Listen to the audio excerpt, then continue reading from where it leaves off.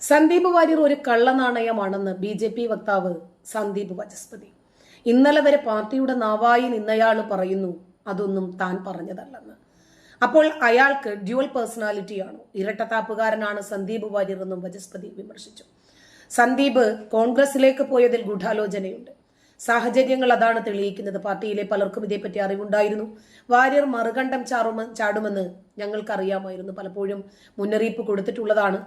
അതിന്റെ അടിസ്ഥാനത്തിലാണ് പല ചുമതലകളിൽ നിന്നും അദ്ദേഹത്തെ മാറ്റി നിർത്തിയത്. സന്ദീപ് വാര്യർ പറയുന്ന പല കാര്യങ്ങളും പരസ്പര വിരുദ്ധമാണ്. ബി.ജെ.പിയിൽ നിന്നപ്പോൾ അയാൾ ഒരു ഒറ്റുകാരനായിരുന്നു എന്നും സന്ദീപ് വാചസ്പതി ആരോപിച്ചു.